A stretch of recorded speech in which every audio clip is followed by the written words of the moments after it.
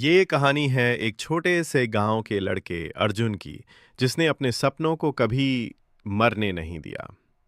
गरीबी, संघर्ष और समाज की चुनौतियों के बावजूद उसने एक ऐसी ऊंचाई हासिल की जिसे सबने नामुमकिन समझा था। अर्जुन एक गरीब किसान का बेटा था। उसका गांव छोटा लेकिन बहुत खूबसूरत था। चारों तरफ हरियाली, नदियां और पहाड़ों से घिरा हुआ। लेकिन गांव के हालात अच्छे नहीं थे। स्कूल आधे अधूरे थे और बिजली भी अक्सर गुल रहती थी।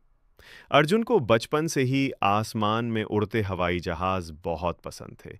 वो जब भी उन्हें देखता अपनी माँ से पूछता, माँ, क्या मैं भी कभी इतना ऊंचा उड़ पाऊंगा? माँ मुस्कुरा कर कहती, सपने देखो बेटा, और फिर उन्हें सच करने की जिद भी रखो। गांव के स्कूल में ज्यादा कुछ सिखाया नहीं जाता था, लेकिन अर्जुन की जिज्ञासा उसे किताबों की दुनिया में ले जाती रही। वो खेतों में काम करके पैसे बचाता और शहर जाकर पुरानी किताबें खरीदता। गांव वाले अर्जुन का मजाक उड़ाते, पढ़ लिख कर क्या करेगा, आखिर में हल ही चलाना है ना। लेकिन अर्जुन को विश्वास था कि उसकी मेहनत एक दिन रंग लाएगी।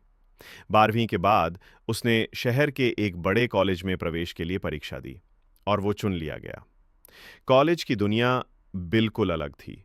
यहाँ सब स्मार्ट थे, इंग्लिश में बात करते थे और उनके पास हर सुविधा थी।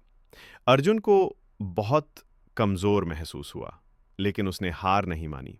रात रात भर लाइब्रेरी में पढ़ना, लैपटॉप ना होने पर नोट्स फोटोस्टेट करवाना और पार्ट टाइम जॉब करके अपनी फीस भरना अर्जुन ने सब किया। फिर आया दिन जब उसके पास एक बड़ा मौका आया, इंडियन एयर फोर्स की परीक्षा। ये वही सपना था जिसे उसने बचपन से देखा था। उसने परीक्षा दी, इंटरव्यू क्लियर किया और मेडिकल टेस्ट भी पास कर लिया। कुछ महीनों बाद अर्जुन को एक कॉल में, आप इंडियन एयर फोर्स में चयनित हो गए हैं। उस दिन अर्जुन ने अपनी मां को फोन किया, लेकिन वो कुछ बोल नहीं पाया, सिर्फ रोता रहा। मां भी दूसरी तरफ चुपचाप रो रही थी। वो आंसू खुशी के थे।